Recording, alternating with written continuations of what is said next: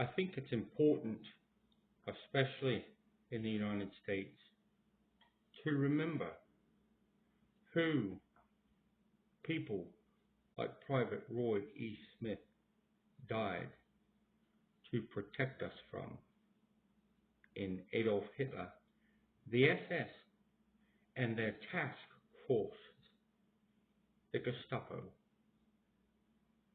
They used to go to homes and they would have surveillance to monitor whether or not they were Aryan, and if they were handicapped, or if they didn't do the things that were acceptable in society in Berlin, as described by Adolf Hitler, they were executed. And they were executed in massive amounts, especially the Jews, handicapped, blacks, and any other individuals that were outside of the realm of the much beloved Aryan. They did this in a campaign of terror that can never be truly described correctly because most of us were not there. I could tell you a couple of stories that will give you an idea of the depth of them,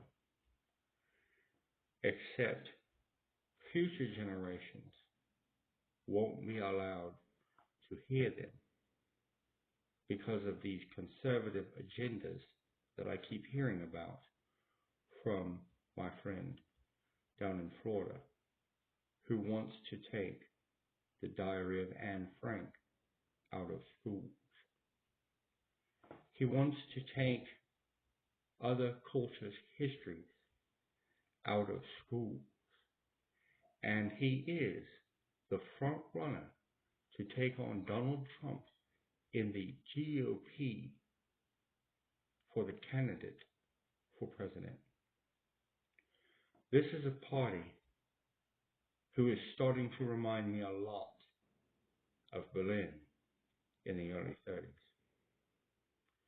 We must wake up as Americans. One of the great stories that I ever heard was about a lady, a young lady, a child actually, and she came to Wright State University, and I believe it was at Millett Hall, and she gave a riveting account as she walked in, elderly, and looked at our class and held up her hand like this. And she had a brand or tattoo of her numbers. And she said, "Hello, I'm a Jew. I lived in Berlin during the time of World War II. She said, "I don't remember a lot, but I can share my story with you, and hopefully it'll help you to remember the atrocities that happened in that war." She said, "I was barely walking and vaguely have accounts from them. But one account that I have clearly is the fear that took over the small town that I grew up in Germany. We could hear something that sounded like shredding metal and thunder off in the distance, and had for quite some time.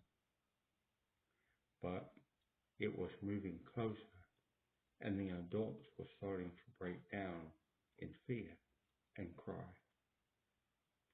I remember we were out in the streets, and I first heard someone say, 'They're here.' And she said you could smell the smell of smoke and people were running about, and they were terrified, and I lost my mother. I had lost my father long before this. And she said, I didn't know what to do. And she said, all of a sudden, all the light in the sky disappeared. She said, I looked up, and I knew I was going to die. When I did, the sky turned green, and I seen an American flag. And that's the last thing that I remember for a little while. She said, when I came to and woke up, there was a giant, and he said, hello there, I'm a United States Marine. She said, I had never seen a giant before. And he reached down and picked me up. And he said, I'm going to take you to a place that's safe, and I'm going to leave you there while I go make this bad stuff go away. She said he clutched me tight, and he was a strong man, and he took me to a local church, and he told the people there to take care of me. And before he left, he said, when I get done, I'll be back. And she said that man never came back, but he kept his word, because all that bad stuff went away that day. And I'll never forget my favorite of all the American soldiers, the one who rescued me from the oppression. So when you start to see these violations against our Declaration of Independence, our Bill of Rights, and our Constitution, make sure that you remember her story, because these Gestapo-like task force are going to have to stop shooting our children when they only have Skittles in their pockets. They're going to have to stop pulling people over and getting them out at gunpoint because they don't like the political agenda of their family. They're going to have to be held accountable. If they're going to be the police, they're going to follow the regulations and guidelines set forth by the American voter. They're not going to sit there and run these ridiculous surveillance programs and ignore the fact that you're not allowed to donate more than $10,000 to a terrorist group like the Trump campaign, who broke into the White House in a takeover that is exactly the replica of what happened in Berlin when the SS showed up and they removed the chancellor. This country has to wake up. We have to get this right, because if we allow these type of conservative agendas in our White House that are going to remove the books that our children so desperately need to know about how my great-great-uncle started this country and how his forefathers before him wrote the Declaration of Independence, Constitution, and Bill of Rights, we're going to lose our country.